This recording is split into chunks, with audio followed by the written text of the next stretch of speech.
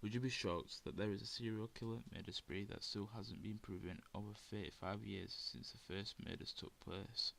This is the Colonial Parkway Murders case. For the purpose of this video, only the confirmed killings will be shown. The first murder victims were Rebecca Dowski and Kathy Thomas. Between 5:30 and 5:45 am on October 12, 1986, a passerby saw a car that had gone down an embankment, and once the patrolman had reached the scene, they discovered the bodies within the car. An autopsy that was conducted found that both bodies had suffered from rope burns on their necks and wrists. Disturbingly, their necks were slashed so deep they were both nearly decapitated. Interestingly, the killer had doused the bodies with diesel but did not set light to the bodies. The authorities that investigated the case ruled out that the motivation for the murders of these two individuals were robbery, because their purses was found to be still at the scene.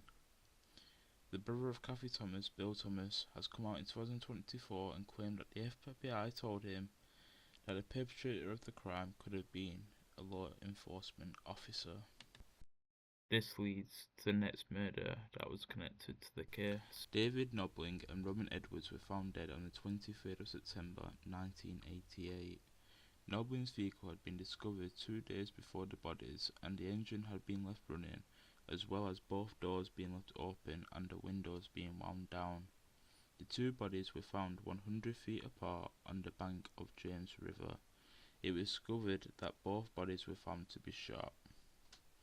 It was claimed that Edwards had been shot in the back of the head execution style, while Knobling had been shot once in the head and once in the shoulder. Horrifically, Edwards was found with her jeans unfastened and her bra around her neck, with investigators not able to establish if she had been sexually assaulted or not. However, the state police later confirmed that an assault had taken place.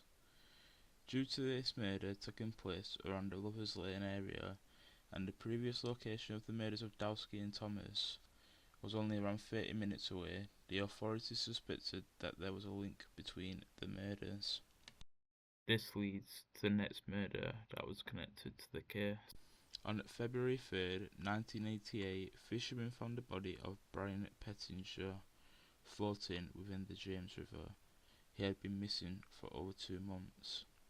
The autopsy showed that Pettinger had received blunt force trauma blows to the back of his head. This did not kill him, however. He was found to have been thrown into the river, and due to the police suspecting that he had been hogtied, they concluded that he had drowned due to not being able to swim. Due to taking place during the same time and being in a similar location of the other murders, it was linked to the other two murders that have been mentioned within this video. This leads to the next murder that was connected to the case. On April 10, 1988, Cassandra Haley and Richard Cole were reported missing. Later in the day, Cole's vehicle was found unoccupied in the York River overlook. Nearly all of the clothing that Cole was wearing was found in the back of the car, including his underwear. Unlike the previous vehicle discoveries, Bailey's purse and Cole's wallet was not found to be on the scene. Their bodies were never recovered.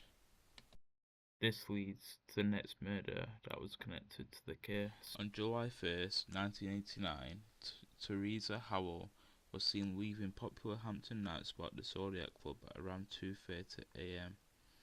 Hours later, her body was found by a construction worker in a nearby wooded area. Howell's murder was not connected to the Colonial Parkway Murders until 2022, when DNA from the case was matched to DNA from the Knobling-Edwards crime scene. This leads to the next murder that was connected to the case. On September 5th, 1989, Anne-Marie Phelps and her boyfriend's brother, Daniel Layer, vanished. Layer's car, a 1972 gold Chevrolet Nova, was later found abandoned at the Interstate 64 rest stop in New Kent County. It has never been established if the pair were killed at the rest stop or elsewhere. Phelps' purse was found inside the car, so again, robbery was ruled out as a motive. On October 19th, the skeletonized bodies of Phelps and Lear were found in a wooded area by hunters along Interstate 64 between Williamsburg and Richmond.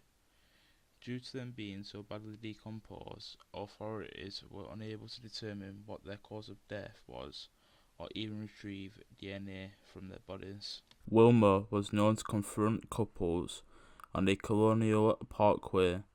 In one instance, Wilmer had confronted a girl and a long-haired boyfriend, mistaking the pair for a same-sex couple.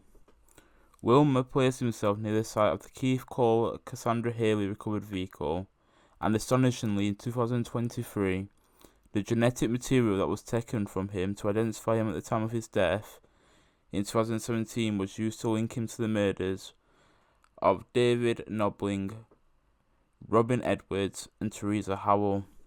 However, he has not been placed at the other murders that occurred within the crime spree, which means the majority of the murders remain unsolved, and due to Wilmer dying in 2017, the victims' families may never get answers for what truly happened. While there has been an identification of the individual that could be responsible for two of the incidents that took place within this crime spree, there has been no other suspects put forward for the rest of the murders. After conducting research for this video, I believe that there are two individuals that can be seen as being individuals that should be researched into deeper detail, who are Wayne Mack and Ronald Little. The reason why I think that Mack should be investigated more deeply is that it was found out that Mack left the dance studio with Brian 2 days before he was reported missing in December 1987.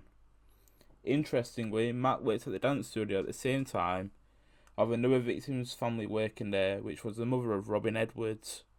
Mack killed himself a few months after the body of Pettinger was found. On the 19th of April 1988, the press reported that local private detective Ronald Little, then under arrest for immigration charges, alleged he was a suspect in the Parkway murders. Robin Edwards' mother, Bonnie, had been employed by the company, while Brian Pettinger had worked as a security guard and loss prevention officer for the firm. The FBI denied that Little was a suspect in the murders. May all of the individuals that lost their life during this crime spree rest in peace. If you have enjoyed this video, please comment with any crimes that you would like me to cover in the future videos, and please subscribe to the channel. Thank you for watching.